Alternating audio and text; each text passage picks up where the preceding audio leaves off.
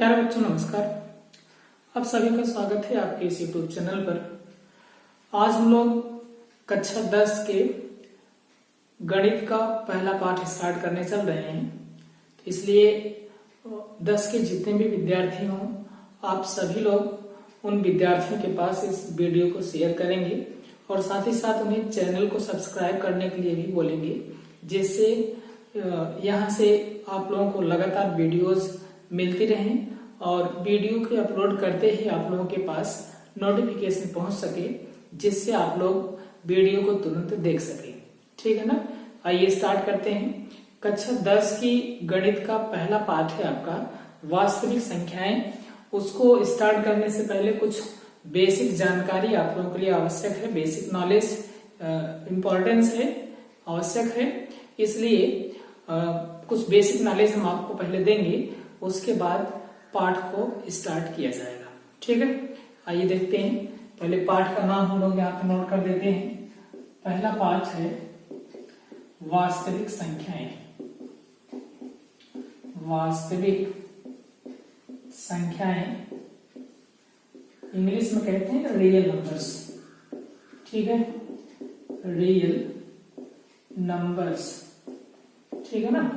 इस real numbers को जानने से पहले हम लोग पहले जान लेते हैं प्राकृतिक संख्याएं।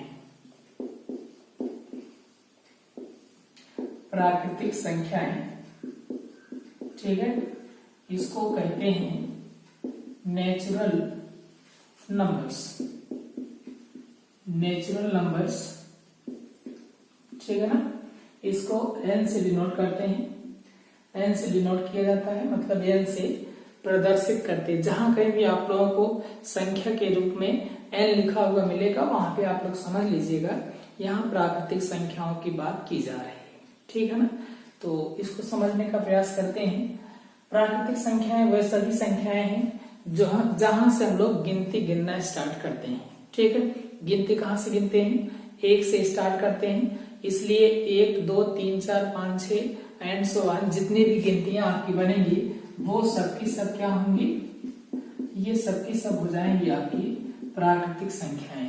ठीक है, 1 2 3 4 5 6 इस तरीके की जितनी भी संख्या हम लोग गिनने में प्रयोग करते हैं वो सबकी सब संख्याएं क्या हैं? प्राकृतिक संख्याएं होती हैं। और यहाँ भी हम लोग अनंत तक जा सकते हैं, इसलिए जो प्राकृतिक संख्याएं होती हैं वो 1 2 4 6 नहीं बल्कि कितनी होती हैं? अनंत होती हैं। ठीक है ना। इसको हम लोग बता नहीं सकते कि कितनी प्राकृतिक संख्याएं होती हैं। इसके बाद आपका आता है पूर्ण संख्या या पूर्ण संख्याएं। ठीक है, पूर्ण संख्या को हम लोग कहते हैं होल नंबर, होल नंबर्स। ठीक है, इसको हम लोग प्रदर्शित करते हैं W से। कहीं पर भी अगर आप लोगों को W लिखा हुआ मिलेगा तो वहां पे आप लोग समझ लीजिएगा ये किसकी बात हो रही है? पूर्ण संख्याओं की बात हो रही है। ठीक है, एकदम सिंपल है। जितने भी नेचुरल नंबर्स हैं उन सभी नेचुरल नंबर में हम लोग अगर 0 को और ऐड कर देंगे तो 0 ऐड करने से जो नेचुरल नंबर हमारी थी वो कन्वर्ट हो जाएगी होल नंबर में। ठीक है, कहने का मतलब प्राकृतिक संख्याओं में अगर 0 को और मिला दिया जाएगा तो वो जो संख्याएं बनेंगी वो आपकी बन जाती हैं क्या? पूर्ण संख्या बन जाती हैं। जैसे 0 1 2 3 4 5 इस तरीके की जितनी भी संख्याएं अनंत तक जाएंगी वो सबकी सब संख्याएं क्या कहलाती हैं? पूर्ण संख्याएं कहलाती हैं। इसके बाद आपका आता है पूर्णांक। पूर्णांक का मतलब है इंटीजर। इंटीजर, और इसको हम लोग डिनोट करते हैं I से। ठीक है ना। तो यहाँ पे जरा समझ लीजिएगा, पूर्ण संख्याएं लेनी है हमें, मतलब 0 1 2 3 4 5 इस तरीके की जितनी भी संख्याएं हैं, और साथ ही साथ प्राकृतिक संख्याओं का ऋणात्मक मान लेना है। मतलब इन्हीं प्राकृतिक संख्याओं में ऋण लगा के लिखना है। -1 -2 -3 इतनी, और आगे 4 5 6। ठीक है, जितनी भी संख्याएं ये पूरा का पूरा बनती हैं उन सभी संख्याओं को हम लोग क्या कहते हैं? पूर्णांक कहते हैं। क्लियर है?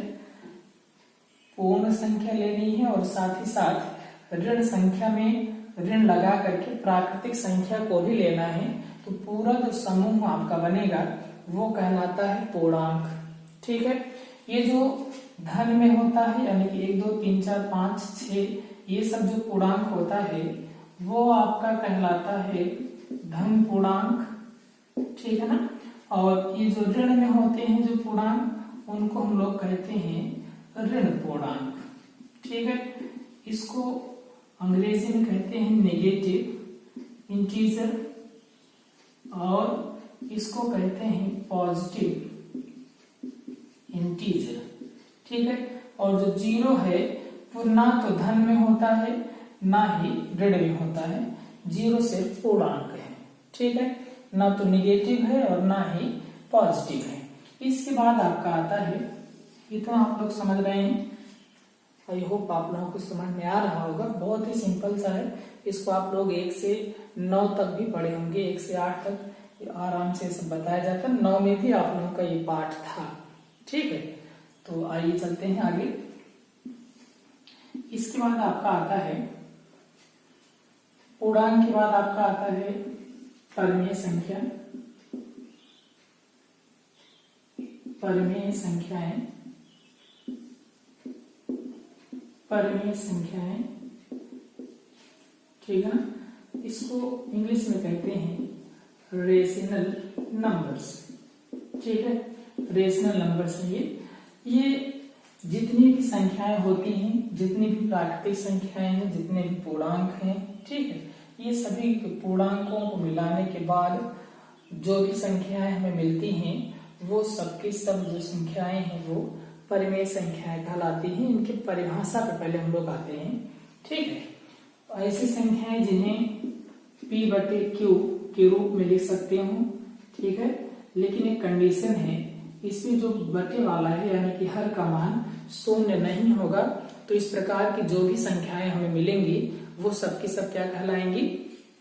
परिमेय संख्याएं कहलाती हैं। जैसे 2 लिखा हुआ है, इसको हम लोग कर सकते हैं 2/1 P/Q के रूप में लिखा गया है और यहाँ पे Q की जो वैल्यू है वो 0 नहीं है। ठीक है, ये हो गया 2/1 हो गया, ऐसे 5/6 हो गया। ठीक है, 6 5 30 पूरा कट जाएगा, 7 दशमलव आएगा, 5/6 अंश और हर दोनों में लिखा गया है, इसलिए ये जो संख्याएं आपकी बनेंगी वो क्या हो जाएगी? परिमेय संख्या हो जाएगी। एक अशांत आवर्ती जो संख्याएं हैं वो भी आपकी अशांत आवर्ती दशमलव भी आपका परिमेय संख्या में ही आएगा। जैसे 1/3 लिखा है, 0.3333 आता जाएगा, अशांत आवर्ती है। ठीक है, इन सब के बारे में भी आगे चर्चा की जाएगी। पहले हम लोग परिमेय संख्या देखते हैं। वह सभी संख्याएं जिन्हें हम लोग P/Q के रूप में लिख सकते हैं वो आपकी क्या कहलाती है? परिमेय संख्या कहलाती है। ठीक है, इसके बाद आपका आता है अपरिमेय संख्या। अपरिमेय संख्याएं, ठीक है, या इसको बोलते हैं नॉन रेशनल नंबर या इररेशनल नंबर। ठीक है, इररेशनल नंबर या फिर आप लोग कह सकते हैं नॉन रेशनल नंबर्स। ठीक है, ये क्या होती है? ये ऐसी संख्याएं हैं जो कि परिमेय नहीं होती हैं, अपरिमेय संख्याएं कहलाती है। मतलब कहने का वे सभी संख्याएं जो परिमेय नहीं हैं वो आपकी क्या बन जाएंगी? अपरिमेय संख्याएं कहलाएंगी। यह एक सरल सी परिभाषा हम आप लोगों को बताने का प्रयास करते हैं। वे संख्याएं, ठीक है, कोई भी ऐसी संख्या जो कि पूर्ण वर्ग ना हो, कोई भी ऐसी संख्या जो कि पूर्ण वर्ग ना हो, उसका जो वर्गमूल आपका बनेगा वो वर्गमूल अपरिमेय संख्या कहलाएगी। जैसे कोई संख्या जो पूर्ण वर्ग ना हो आपकी 2 है। ठीक है, इसी को हम लोग अगर वर्गमूल के रूप में लिख देंगे तो वो आपका बन जाएगा क्या? अपरिमेय संख्या। जैसे √2 आपकी क्या है? अपरिमेय संख्या है। ठीक है, ऐसे जो पूर्ण वर्ग में ना हो ऐसी संख्या 3 भी होती है। 3 को अगर हम लोग करड़े के अंदर लिख देंगे तो जो संख्या हमें मिलेगी वो आपकी क्या कहलाएगी? अपरिमेय संख्या कहलाती है। ठीक है, ऐसे ही 5 का वर्गमूल नहीं निकलता है, इसलिए 5 को अगर हम लोग अंडर रूट के अंदर में लिखेंगे तो वो भी संख्या आपकी क्या कहलाएगी, अपरिमेय संख्याएं कहलाएंगी। ठीक है, कुछ विशेष अपरिमेय संख्याएं हैं, जैसे पाई है, पाई आपकी अपरिमेय संख्या है, जबकि पाई का जो मान माना गया है वास्तविक रूप से होता नहीं है, लगभग में होता है 22/7, वो आपका परिमेय संख्या होता है। ठीक है, और ये जो पाई है वो आपका क्या होता है, अपरिमेय संख्या होती है। कहने का मतलब ये है वह संख्याएं जो कि पूर्ण वर्ग नहीं है, उनके वर्गमूल को उसके वर्गमूल के रूप में लिखने पर जो संख्या में प्राप्त होगी वो क्या कहलाती है, अपरिमेय संख्या कहलाती है। और जो p/q के रूप में लिखी जा सकती हो, इस प्रकार की संख्याओं को हम लोग क्या कहते हैं, परिमेय संख्या कहते हैं। इसके बाद आपका आता है वास्तविक संख्या। वास्तविक संख्याएं जिनको हम लोग कहते हैं रियल नंबर्स, इसको r से प्रदर्शित किया जाता है। ठीक है ना। वास्तविक संख्याएं क्या है जरा देखिएगा, कोई भी सभी अपरिमेय संख्याएं और सभी परिमेय संख्याएं दोनों को अगर हम लोग कंबाइन करने के बाद कोई नए संख्याओं का समूह जो प्राप्त होगा, दोनों को कंबाइन कर देना है, नई संख्याओं का जो समूह हमें मिलेगा वो आपका कहलाता है वास्तविक संख्याएं। ठीक है, जैसे इन सभी संख्याओं को मिला देना है, 1 2 3 4 5 6 ये सभी संख्याएं, ऐसे रूट में 2 रूट 3, ठीक है, रूट 5। कहने का मतलब जो भी संख्याएं हैं वो सब की सब संख्याएं क्या कहलाएंगी, वास्तविक संख्याएं कहलाती है। ठीक है, उसके बाद आपकी अगली हेडिंग है यूक्लिड के विभाजन प्रमेय का। ठीक है, तो अगली हेडिंग पे हम लोग चलते हैं और उसको समझने का प्रयास करते हैं। यूक्लिड की विभाजन प्रमेय का, ठीक है ना। यूक्लिड की विभाजन प्रमेय का बहुत महत्वपूर्ण है, तो इसलिए इसको आप लोग ध्यान से समझिएगा और हम आपको सरल शब्दों में समझाने का प्रयास करेंगे। ठीक है, मान लेते हैं कोई भी दो वास्तविक संख्याएं a और b हैं। संख्या कुछ इस प्रकार से है कि a जो है वो आपकी b से बड़ी है। ठीक है, कोई भी दो वास्तविक संख्याएं हैं, उन दोनों वास्तविक संख्याओं में जो a है आपकी वो b से बड़ी है। ठीक है, तो अगर a b से बड़ी है तो इनके लिए कुछ ऐसी वास्तविक संख्याएं संभव हैं, अद्वितीय वास्तविक संख्याएं संभव हैं, ऐसे q और r संभव है कि a बराबर bq प्लस r ऐसा हम नहीं, ऐसा यूक्लिड जी ने बताया था। कोई भी दो वास्तविक संख्याएं हैं, ठीक है, उन दोनों वास्तविक संख्याओं में एक वास्तविक संख्या बड़ी होगी, दूसरी छोटी होगी। ठीक है, तो उन्होंने बताया कि जब छोटी संख्या से बड़ी संख्या में हम लोग भाग करेंगे तो जो भागफल आएगा, q का मतलब भागफल ही है। अभी आप लोगों को हम सरल शब्दों में बता रहे हैं, बाकी यूक्लिड जी ने आप लोगों को ये बता करके दिया हुआ है। ठीक है, तो सरल शब्दों में अगर हम लोग समझने का प्रयास करें तो यहाँ से हमें मिलता है कि अगर b से हम लोग a में भाग करते हैं तो जो भागफल आएगा और जो शेषफल आएगा वो कुछ इस प्रकार से लिखा जा सकता है, यानी कि संख्या बराबर जितने से भाग कर रहे थे वो लिख देना है, इंटू जितना भागफल गया था वो लिख देना है, और प्लस में जितना शेषफल आया था वो लिख देना। ये ठीक वही है जैसा कि हम लोग बहुत पहले पढ़ा करते थे 6, 7, 8वीं जूनियर की क्लासों में। वहां पे आप लोगों को बताया जाता था कि भाज्य बराबर होता है भागफल गुणे भाज्य बराबर भाजक गुणे भागफल धन शेषफल। ठीक है ना, तो वही यहाँ पर भी है, लेकिन थोड़ा सा आप लोगों को स्टैंडर्ड रूप में दिया गया है, तो इसको आप लोग समझेंगे। कोई भी दो वास्तविक संख्या a और b अगर आप लोगों को दी गई है जिसमें a b से बड़ी है, तो इनके बीच या इनके लिए कोई दो संख्याएं इस प्रकार से हो सकती हैं, अद्वितीय संख्याएं होंगी, इसके अलावा कोई और संख्या नहीं होगी। ठीक है, तो अद्वितीय संख्याएं हो सकती हैं जिनके लिए a बराबर किसके आ जाए, bq प्लस r के हो जाए, जहां पर ये जो r है वो या तो 0 से बड़ा होगा या तो 0 के बराबर होगा। ये बराबर या बड़ा का चिन्ह है, आप लोग इसको क्लियर कर लें। ये r इज ग्रेटर देन है, यही नीचे इक्वल टू भी लगा है। कहने का मतलब r या तो 0 हो सकता है या तो 0 से बड़ा हो सकता है, और कहां तक हो सकता है, b तक, मतलब b से छोटा मान हो सकता है, या ऐसे समझ सकते हैं जिससे भाग दे रहे थे, यानी कि जो भाजक था उस भाजक से हमेशा क्या होगा, छोटा ही होगा। ठीक है, जैसे यहाँ हम आप लोगों को कोई दो संख्या लेकर के दिखा देते हैं। जैसे मान लीजिए कोई दो संख्याएं 5 और 12 हम लोग कंसीडर कर लेते हैं। ठीक है, तो यहाँ से हमें मिलेगा कि 12 जो है वो क्या है, 5 से बड़ी है। कहने का मतलब a की जगह पर 12 है और b की जगह पर 5 है, तो हमें q और r भी इसी के हिसाब से ज्ञात करके ऐसे हम लोग लिख सकते हैं। अभी देखिए कैसे ज्ञात करते हैं। तो यहाँ पर हम लोग देख रहे हैं 12 जो है वो 5 से बड़ी है, तो हम लोग क्या करेंगे, 12 को 5 से विभाजित करेंगे, 5 से विभाजित करेंगे। ठीक है, 12 को 5 से विभाजित करने पर आइए हम लोग भाग कर लेते हैं। भाग करेंगे, 12 में 5 से भाग करना है। ठीक है, 5 दूनी 10 होगा, आपका शेषफल भी कितना बचेगा, 2 बचेगा। तो यहां से हम लोग लिख सकते हैं ये जो 12 है, 12 वो बराबर है 5 गुणे किसके, 5 गुणे 2 के और प्लस में 2 के। बात समझ में आ रही है। कहने का मतलब ये है कि भाज्य बराबर भाजक गुणे भागफल धन शेषफल भी होता है। ठीक है ना। यही प्रोसेस बार बार करने पर हम लोग इसी प्रोसेस के थ्रू एलसीएम और एचसीएफ की वैल्यू फाइंड करेंगे।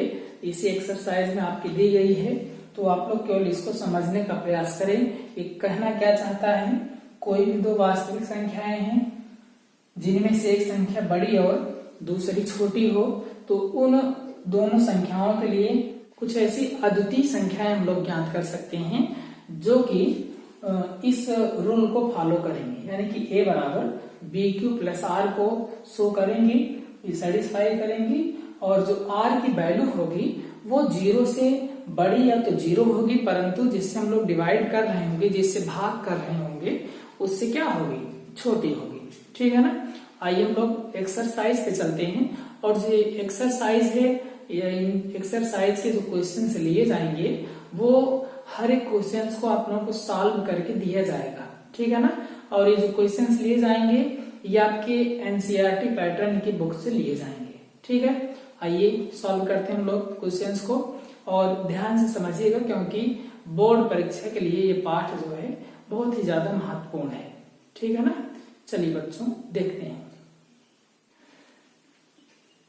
पहला क्वेश्चन है आपका, निम्नलिखित संख्याओं का एचसीएफ ज्ञात करने के लिए यूक्लिड विभाजन एल्गोरिथम यानी कि यूक्लिड विभाजन प्रमेयिका का प्रयोग कीजिए। संख्या आपकी दी गई है 135 और 225। आइए हम लोग इसको सॉल्व करते हैं। 135 और पहला है 135 और 225। ठीक है, इसके लिए हम लोग यूक्लिड विभाजन प्रमेयिका के प्रयोग से इसका हमें एचसीएफ ज्ञात करना है। ठीक है, एचसीएफ का मतलब होता है हाईएस्ट कॉमन फैक्टर, यानी कि मासा निकालना है, महत्तम समापवर्त। ठीक है, महत्तम समापवर्तक निकालेंगे। आइए चलिए देखते हैं। यहाँ पे देख रहे होंगे ये जो 135 है वो छोटा है किससे, 225 से। कहने का मतलब ये है कि 225 बड़ा है 135 से। ठीक है, सिंस 225 इज ग्रेटर देन 135। ठीक है, इसलिए 225 और 135 के लिए यूक्लिड विभाजन प्रमेयिका लगाएंगे। ठीक है, यूक्लिड विभाजन प्रमेयिका से, यूक्लिड विभाजन प्रमेयिका से क्या हो जाएगा आपका, जब देखिए 225 में भाग करेंगे 135 से। यहाँ बगल आप लोग समझने का प्रयास कीजिएगा। 225 को डिवाइड करना है 135 से, एक बार जाएगा 135 यहाँ पे लिखेंगे, 5 में से 5 घटाएंगे 0, यहाँ पे 12 बनेगा, 12 में से 3 गया 9, 90 बचेगा।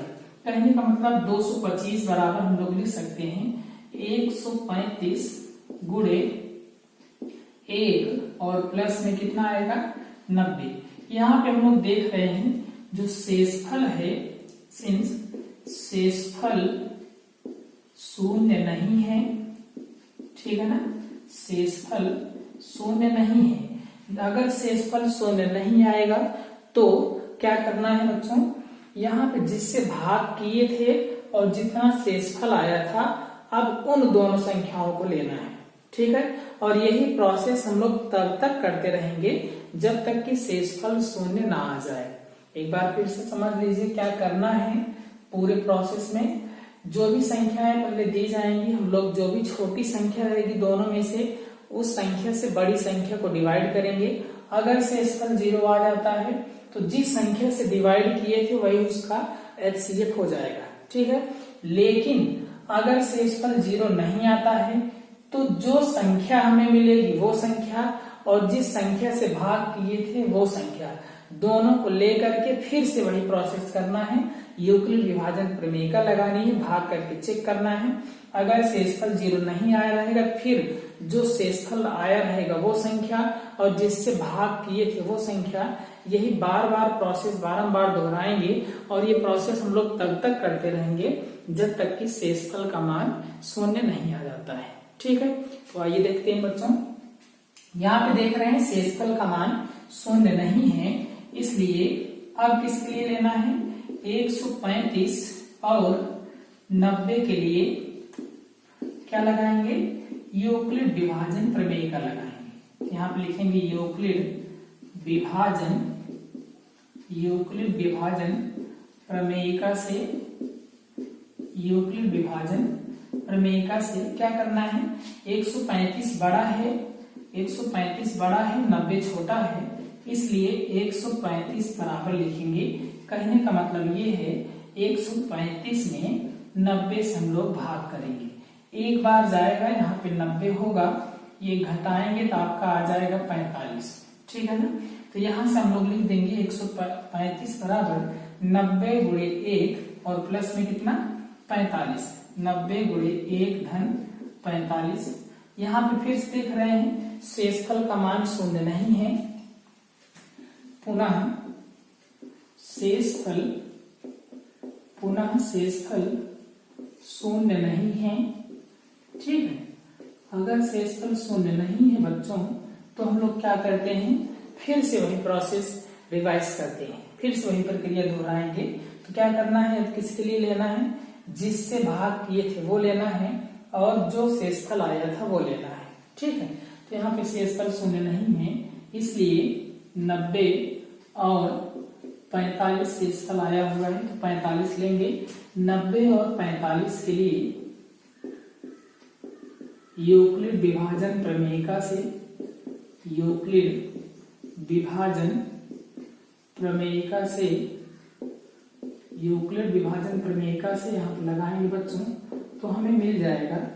यहाँ पे देख रहे होंगे 90 बड़ा है, 45 छोटा है, इसलिए 90 बराबर लिखना है। देयरफॉर 90 बराबर क्या करना है, 90 को डिवाइड करना है हमें 45 से।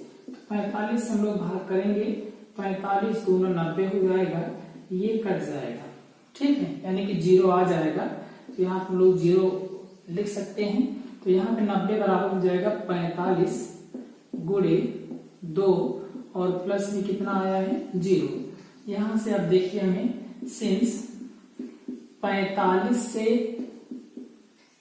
भाग देने पर, 45 से भाग देने पर शेषफल शून्य है, शेषफल शून्य है, इसलिए जो हमारा HCF होगा, किसका HCF होगा 135 और 225 का जो HCF बनेगा हमारा, ठीक है, highest common factor of 135 and 225 is equals to वही आएगा जिससे भाग दिए थे हम लोग, किससे डिवाइड किए थे 45 से। तो यहाँ से आपका आंसर हो गया 45। इतना समझ में आया है। ये था आपका पहला क्वेश्चन जो कि बहुत ही सिंपल से वे में हमने आप लोगों को बता दिया है, ठीक है। इसके बाद आगे बढ़ते हैं दूसरे क्वेश्चन। प्रश्न नंबर 1 का पहला खंड हमने आप लोगों को बताया। इसमें भी 2 प्रश्न और है बच्चों, उसको आप लोग अपने आप से करेंगे। अगर कोई भी दिक्कत होती है समझने में तो इस वीडियो को रिवाइज करके आप लोग फिर से देख सकते हैं, बैक करके आप लोग फिर से देख सकते हैं। तो उसको देख करके समझ करके आप लोग पहले के दोनों प्रश्नों को सॉल्व कीजिएगा, ठीक है ना।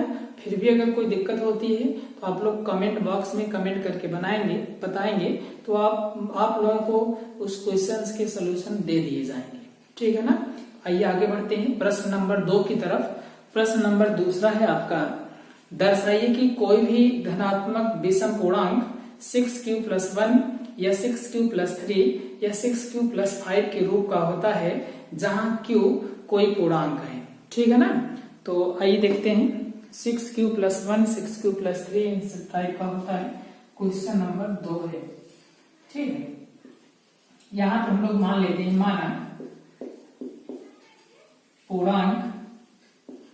माना पूर्णांक bq+r है, ठीक है। मान लेते हैं जो पूर्णांक है वो a बराबर कितना है, bq+r है। यहाँ पे आप लोगों का दिया गया है b बराबर कितना, 6 दिया गया है। b बराबर 6 कहां से पाए हैं, प्रश्न में आप लोगों को लिखा हुआ है कि कोई भी विषम पूर्णांक 6q+1 6q+3 और 6q+5 के रूप का होता है, ठीक है। तो इसलिए वहां से हमें जो 6 मिल रहा है वो q का गुणांक है और जो q का गुणांक होता है वही आपका b होता है। तो यहाँ से आपका b बराबर कितना है, b बराबर कितना है, 6 है। तो इसलिए a बराबर आपका हो जाएगा, a बराबर यहाँ से लिखिएगा, जहां पे b है वहीं पे 6 लिख देना है, हो जाएगा 6q+r। और जैसे ही b की वैल्यू हमें मिल जाती है वैसे r की वैल्यू मिल जाएगी, क्योंकि r जो होता है वो b से छोटा होता है और 0 से बड़ा या 0 होता है। कहने का मतलब ये है b की जगह पे अगर हम लोग 6 लिखेंगे तो ये जो r है वो 0 से लेकर के 6 के पहले वाले मान यानी कि 5 तक का मान है। 6 के पहले जो पूर्णांक बनेगा वहां तक का मान है ये जो r है। तो r आपका 0 से लेकर के 6 से पहले वाले पूर्णांक यानी कि 5 तक का मान लिखना है। तो हमारे r के मान कितने हो गए, 0 हो गया, 1 हो गया, 2 हो गया, 3, 6 से कम लिखना है यानी कि 5 तक गिनती लिखनी है 0 से लेकर के, ठीक है। तो r के मान कितने कितने मिलेंगे, 0, 1, 2, 3, 4, 5 के लिए। r बराबर इतने के लिए हम लोग a बराबर लिखेंगे। तो जब देखिए क्या क्या मिलेगा, पहले r की जगह पर 0 लिखेंगे, ये हो जाएगा आपका 6q+0, ठीक है। फिर r की जगह पे 1 लिखेंगे तो ये आपका बनेगा 6q+1। r की जगह पर 2 लिखेंगे तो ये बनेगा 6q+2। r की जगह पर 3 लिखेंगे 6q+3। ऐसे ही 4 लिख देना है, ठीक है। ऐसे ही 5 लिख देना है, ठीक है ना। समझ में आ रहा है बच्चों, आगे देखते हैं। इसके बाद आपका आता है, ये तो हो गए सभी पॉसिबल वैल्यूज, जितनी भी पॉसिबिलिटीज थी नंबर्स की हमने लिख दिया है, ठीक है। इतनी संख्याएं हो सकती हैं 6q+r के रूप की, ठीक है। अब हम लोग इसमें चेक करेंगे कौन कौन सी संख्या सम है और कौन कौन सी संख्या विषम है, ठीक। क्योंकि क्वेश्चन में आप लोगों को क्लियर किया हुआ है कि जो विषम पूर्णांक है वो उस टाइप का होता है, ठीक है। 6q+1 6q+3 या 6q+5 के रूप का होता है, ठीक है ना। तो आइए समझने का प्रयास करें। यहाँ पे आप लोग देख रहे होंगे ये जो 6q है या 6q+2 है और 6q+4 है वो 2 से डिवाइड हो जा रहा है। मतलब 2 से भाग अगर करेंगे तो ये 2 3 6 3q आएगा, इसमें भाग करेंगे 2 3 6 2 के 2, ये भी कट जाएगा, ऐसे ये भी कट जाएगा। कहने का मतलब ये है सिंस 6q+2 और 6q+4 2 से क्या है, विभाज्य है। और हम लोग जानते हैं जो भी संख्याएं 2 से विभाज्य होती हैं वो सबकी सब सम संख्याएं होती हैं, ठीक है। तो इसलिए जो 6q और 6q+2 और 6q+4 है, ये कैसी संख्या होंगी? सम संख्याएं होंगी। समझ में आ रहा है बच्चों?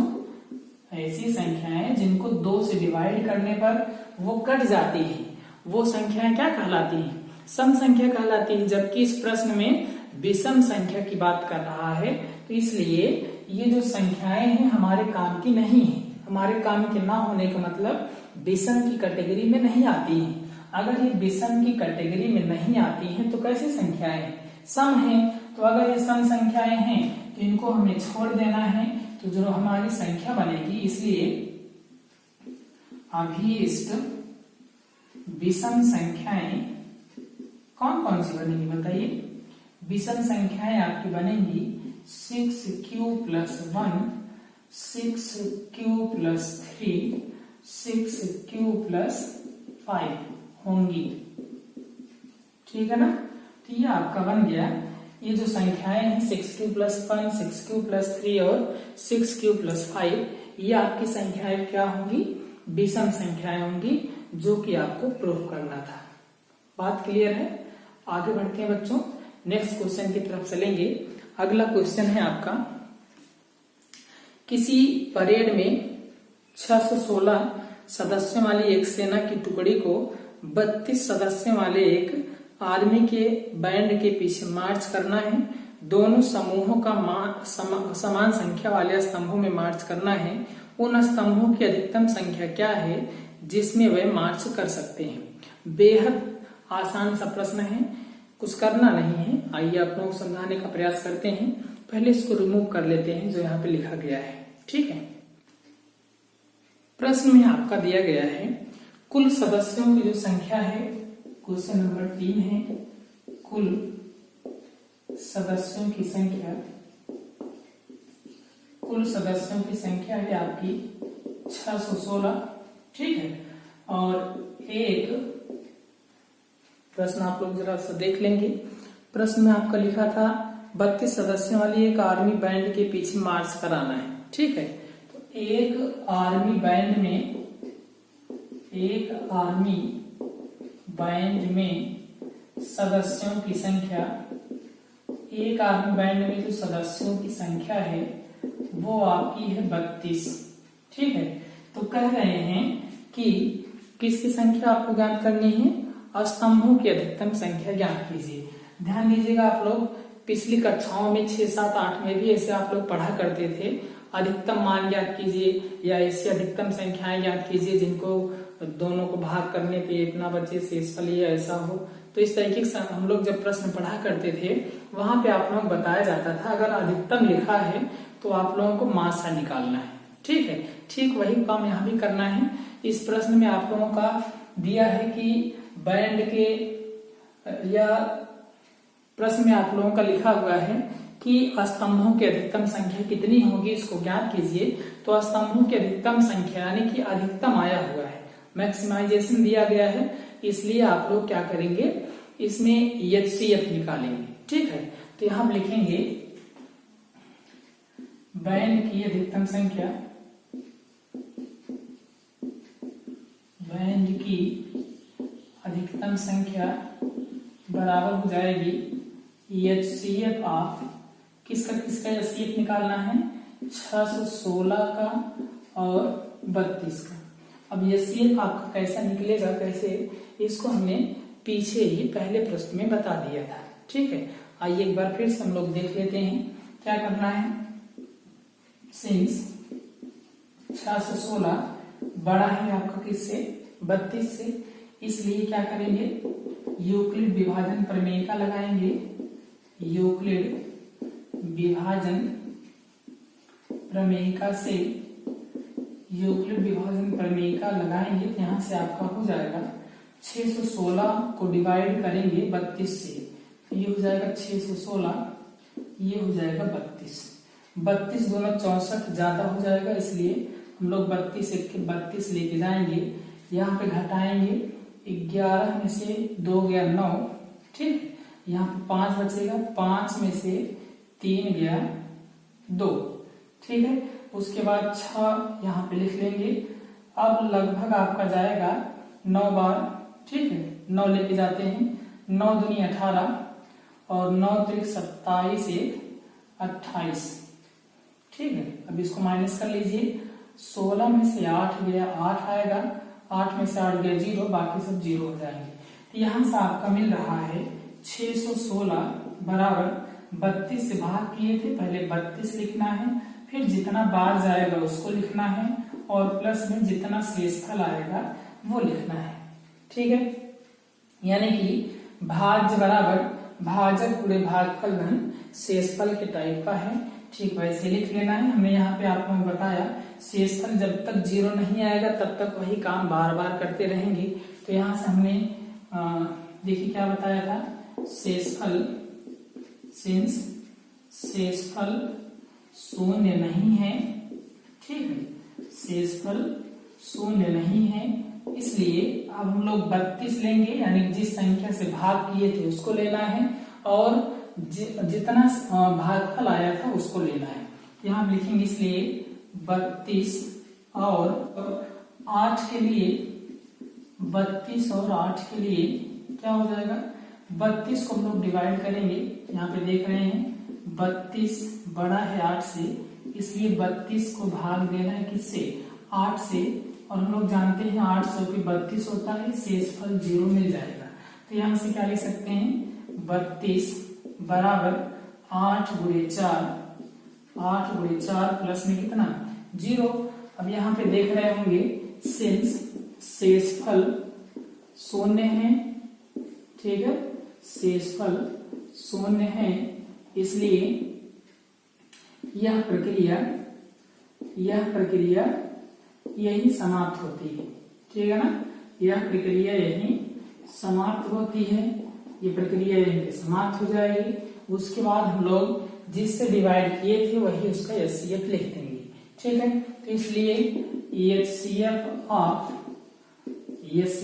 कितने का, एचसीएफ ऑफ आपको निकालना था 616 और 32 का, यहाँ पे देंगे 616 और 32 बराबर कितना आ गया है, 8 से भाग करने पे आया था, तो यहाँ पे 8 लिख देना है, लिख देंगे। दिस इंप्लाइज दैट अभीष्ट संख्या जो अधिकतम संख्या पूछी थी उसकी बात की जा रही है, यानी कि बैंड की जो अधिकतम संख्या है वो आपकी कितनी हो जाएगी, 8 हो जाएगी, ठीक है ना।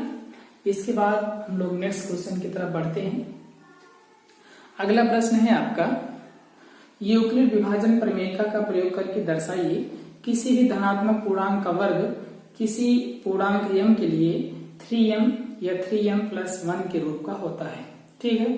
पहले इरेज कर लेते हैं, उसके बाद आप लोगों को बताते हैं। इसके बाद आपका आता है प्रश्न नंबर 4। प्रश्न 4 में ये दिया गया है, यूक्लिड विभाजन प्रमेयिका का प्रयोग करके दर्शाइए कि किसी धनात्मक पूर्णांक का वर्ग किसी पूर्णांक m के लिए 3m या 3m+1 के रूप का होता है, ठीक है। तो आइए समझने का प्रयास करते हैं। क्वेश्चन नंबर 4 है आपका, यहाँ पे मानेंगे माना कोई धनात्मक पूर्णांक m है, सॉरी स्मॉल a है, ठीक है ना, कोई धनात्मक पूर्णांक स्मॉल a है, यहाँ से a बराबर आपका हो जाएगा b3+r, ठीक है।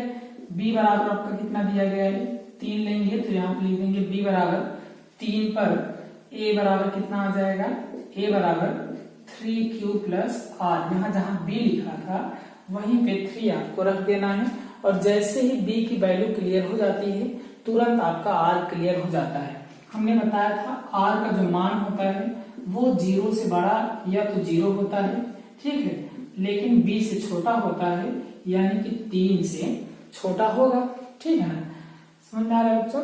आगे देखिए जरा, यहाँ पे 3 से छोटे जो पूर्णांक हैं वो क्या क्या हो सकते हैं, 0 हो सकता है, 1 हो सकता है, 2 हो सकता है। तो r बराबर 0, 1, 2 पर आपका यहाँ से a बराबर हो जाएगा, पहले 0 लिखेंगे तो यहाँ से बनेगा 3q+0, फिर 1 लिखेंगे तो ये आपका बनेगा 3q+1, फिर 2 लिखेंगे तो ये बन जाएगा 3q+2। क्लियर है ना। आगे देखिए, यहाँ से आपका पूर्णांक जो बनेगा वो हो जाएगा 3q, ये 3q+1 और ये 3q प्लस 2। प्रश्न में आपको दिया गया है कि पूर्णांक का जो वर्ग होता है, किसी भी धनात्मक पूर्णांक का वर्ग, वो 3m या फिर 3m प्लस 1 के रूप का होता है। ठीक है ना? तो जरा इसको समझिएगा। अभी तो हमें पूर्णांक मिला है, अब इसी का वर्ग करना है। ठीक है, यहाँ आप लिखेंगे वर्ग करने पर, वर्ग करेंगे बच्चों, तो यहाँ से आपका मिलेगा a स्क्वायर बराबर, पहला लिखना है, यहाँ पे क्लियर कर देते हैं, a बराबर 3q के लिए लिखेंगे, अलग अलग करके दिखा देते हैं आपको। a बराबर 3q के लिए लिखेंगे तो इसका वर्ग हो जाएगा 3q का स्क्वायर बराबर, यहाँ से बनेगा 9q स्क्वायर, इसको लिख सकते हैं 3 ब्रैकेट में 3q स्क्वायर। ठीक है, अब q तो कोई पूर्णांक था ही, किसी भी गिनती का वर्ग करेंगे वो गिनती ही आएगी, और उस गिनती को अगर 3 में गुणा किया जाएगा तब भी वो पूर्णांक ही मिलेगा। किसी पूर्णांक का पूर्णांक में गुणा करने पर पूर्णांक आता है, इसलिए ये पूरा पूरा मान पूर्णांक होगा। इसलिए हम लोग इसकी जगह पे क्या लिख सकते हैं, यम लिख सकते हैं, जहां यम क्या है, कोई पूर्णांक है। ठीक है ना? उसके बाद ये जो हमारा 3q स्क्वायर का जो टाइप बन रहा है वो आपका बन रहा है 3m के टाइप का। ठीक है, अब आइए दूसरा लेते हैं। अब a बराबर 3q प्लस 1 के लिए देखेंगे, इसका हम लोग पूर्ण वर्ग करके देखेंगे। a स्क्वायर बराबर देखिए क्या बन रहा है, 3q प्लस 1 का whole square, a plus b का होल स्क्वायर लगाना है। क्लियर है ना? a प्लस b का होल स्क्वायर लगाएंगे तो यहाँ से बनेगा 9q square plus 1, a square plus b square plus 2ab, 2 into 3q into 1। ठीक है, यहाँ से आपका बन जाएगा 9q स्क्वायर प्लस 3 दूनी 6q, और यहाँ पे प्लस 1 बच रहा है, 1 यहाँ पे लिख देना है। ठीक है, इन दोनों में 3 कॉमन है, 3 को कॉमन कर लेंगे, यहाँ से बचेगा 3q स्क्वायर प्लस में 3 दूनी 6 होता है, यहाँ पे 2 लिख देना है, a को बाहर कर देना है। ठीक है, अभी हमने आप लोगों को बताया था n जो है कोई पूर्णांक बनता है, लेकिन q स्क्वायर पूर्णांक है, q भी पूर्णांक है, सभी पूर्णांक हैं, क्योंकि पूर्णांक का वर्ग करने पर पूर्णांक आता है। पूर्णांक का किसी संख्या में यानी किसी पूर्णांक में गुणा करने के बाद जब दोनों पूर्णांकों को जोड़ा जाता है तब भी पूर्णांक आता है, तो इसलिए ये पूरा पूर्णांक बनेगा। क्लियर है ना? ये अगर पूरा पूर्णांक है तो इसकी जगह पर भी हम लोग कोई अलग से पूर्णांक दे सकते हैं। तो यहाँ पे लिख देंगे 3, इसको m मान लेते हैं, प्लस में 1, जहां m कोई पूर्णांक है। ठीक है ना? m कोई भी पूर्णांक हो सकता है। उसके बाद तीसरा हम लोग देखेंगे a is equals to 3q plus 2 के लिए, m बराबर 3q प्लस 2 के लिए हम लोग देखेंगे, तो यहां से आपका बन जाएगा a स्क्वायर बराबर 3q प्लस 2 का होल स्क्वायर। ठीक है, यहाँ फिर से वही हम लोग फार्मूला लगाएंगे, a प्लस b का होल स्क्वायर का, ये हो जाएगा a स्क्वायर यानी कि 3q का स्क्वायर करेंगे, 3 3 का 9q square plus b square मतलब 4, और प्लस में 2ab, 2 into 3q into 2ab। ठीक है, बराबर ही हो जाएगा 9q स्क्वायर, उसके बाद q वाला लिख लेना है, 2 3 6, 6 दूनी 12q, और प्लस में 4 लिख देना है। ठीक है ना?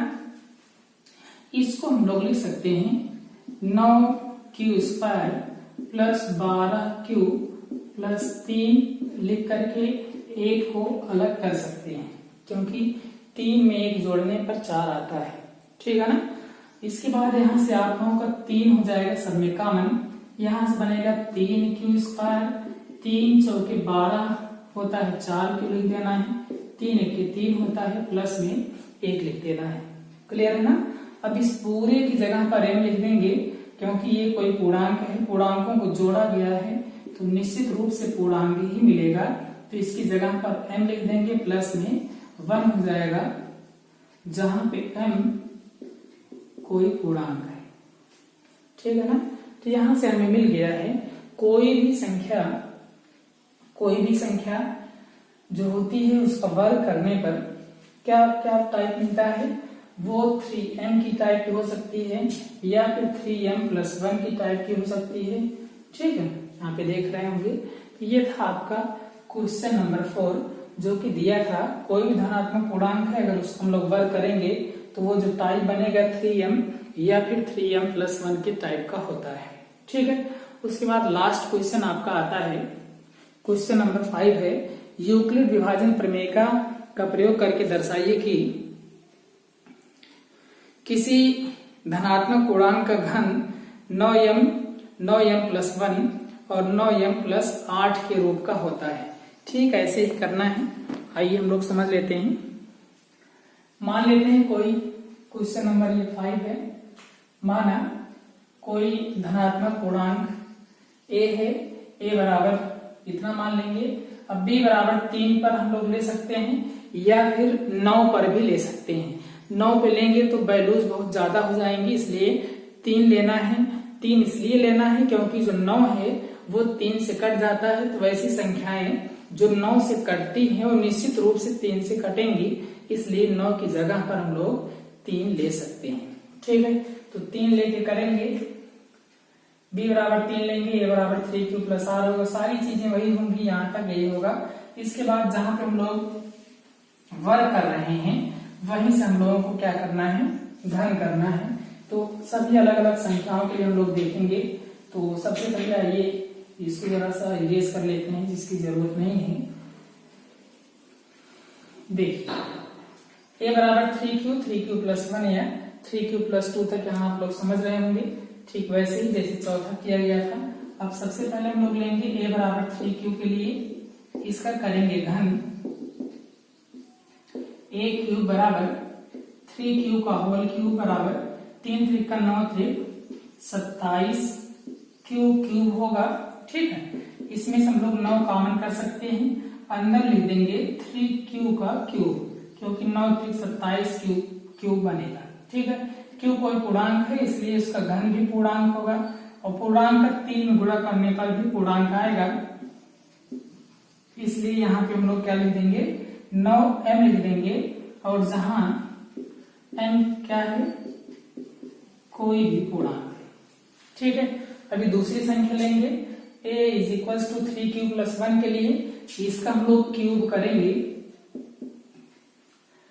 a³ बराबर हो जाएगा आपका 3q+1 का होल क्यूब। क्लियर है ना। अब 3q+1 का होल क्यूब a+b के होल क्यूब से हम लोग इसको एक्सपेंड करेंगे, इसका प्रसार करना है। तो यहां से बनेगा पहले का क्यूब मतलब 3q का cube a³ plus b³ plus 3ab bracket में a+b, ये आपका फार्मूला होता है। जहां पे a था वहां 3q है, b की जगह पर 1 है, इसलिए a+b होल क्यूब की जगह से हम लोग इसका प्रसार कर देंगे। अब इसका प्रसार करेंगे 3 3 का 9 3 27 होगा। ठीक है, और प्लस में 1 होगा।